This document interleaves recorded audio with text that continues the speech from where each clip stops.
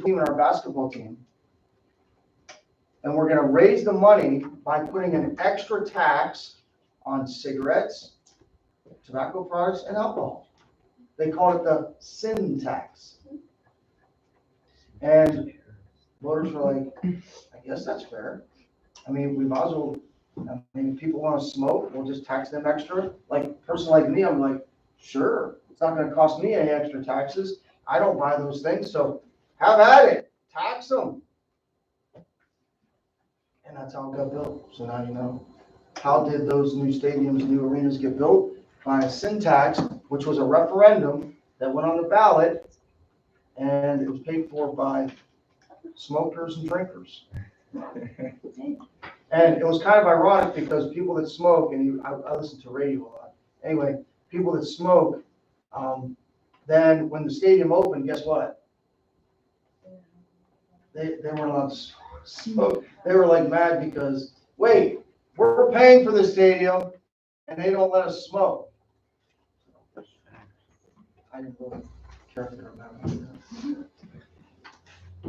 that. That really sucks. Everybody understand what referendum is and what initiative is. And then the last part of this three-pronged process is called recall. Initiative, referendum, recall. What are they? They're ways to make the process more small d democratic. Give the people individually more say. One way to remove someone from office is through the I word. What's the I word? Go ahead.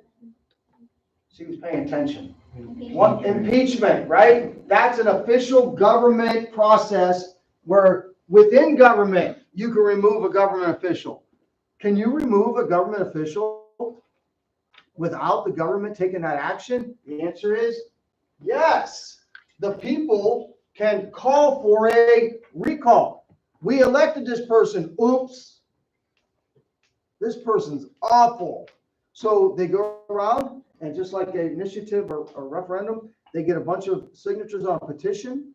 They submit that petition and then they have a special day where they have a special election and they put it back to the people. Okay, this person's term is not up yet, but there's enough people in the state or wherever the community that says that we don't want this person anymore. And they put it to a vote. This actually happened last month. Anybody know where? This was big news last month in our largest state. Not largest state geographically, our largest state population-wise. California. California has a governor named Gavin Newsom. Happens to be a nephew of Nancy Pelosi. That's another story. We are talking about corruption in politics, aren't we? Wait, let's get back to the recall. So Gavin Newsom was recalled, but he didn't get out of office because they got enough signatures. There was enough people that were dismayed, so they put it on a ballot and they voted to keep him. So, California is still run by Governor Gavin Newsom. But that's a very recent example of a recall. Actually, I want to say about 30 years ago, California did the same thing and actually did recall their governor and did replace him. Everybody good? What time is it? 15. Oh, we got. You said 15. No, I Oh, You did. 15. Well, you got to didn't say 15. Yeah, you did. 20 something. No, you didn't. You said 15. All right. Another way that progressives tried to make it so that the process was more democratic. You know what? Instead of having mayors and a city council, we should have a small group of administrators, people that are like trained. Remember we talked about the Civil Service Commission last time in the last chapter? That Civil Service Commission that was set up so that the people that are in government aren't just handpicked by the leader because they're their friend. They want to get rid of the spoil system. So we need to have a system where we get educated. Some people that have experience in certain fields, we need to have them working in government. That sounds good, doesn't it? you don't want just the friend of the mayor working in the government office, do you? So, hey, let's get people that are educated and skilled and trained to work in these areas. If we're gonna deal with spending, we want people that are educated in like the best schools and accounting and stuff. Sounds like a good idea, right? Well, now we have this huge bureaucracy that's kind of running the country. Yeah, Was this, like, what year was all of this set up, or was it like? this is all happening through the 1890s and into the 1900s. So, remember, we started this with 1900 and 1920, right? But a lot of the stuff started in the 1890s. Okay. So, turn of the century. Some places have a city manager instead of a mayor. Again, because the idea would be they're a professional administrator. They have a city council and they hire somebody to manage the city. It's slightly different than a mayor. A mayor is just kind of like the figurehead of the city, right? City council kind of does all the actual business of the city, but the mayor is kind of like setting the agenda.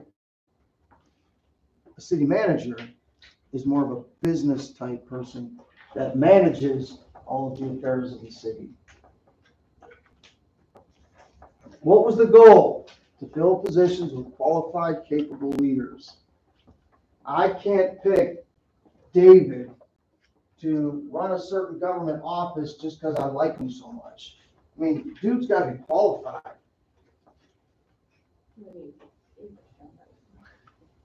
I mean, we can't, at the national level, you can't have people running the Department of Defense that don't have as their priority defending the country, right? You gotta have qualified people. You can't have people running the Department of Defense that are more worried about critical race theory than defending the country and making sure that we're strategic with our military, right? You can't have people that are like Attorney General of the United States worried about people going and voicing their opinion at boards of education.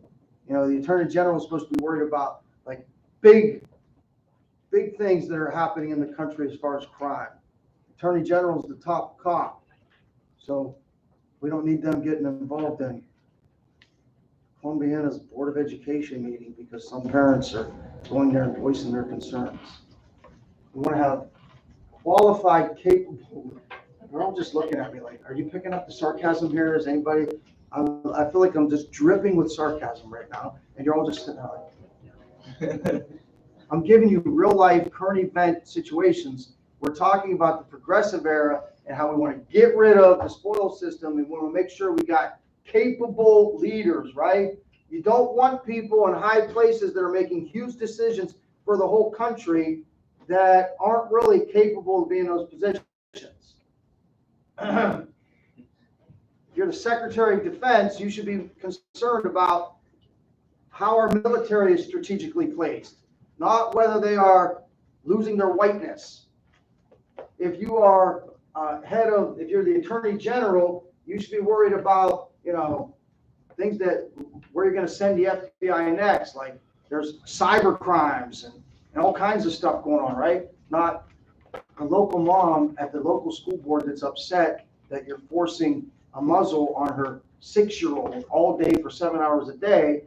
And she just wants to know why. She wants to know, hey, what's the scientific reasoning for you putting this face covering over my kid?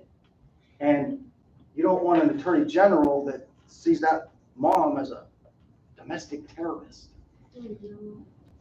She has her own opinion. It's the end of the world. Right. Anyway, I guess we can end on that.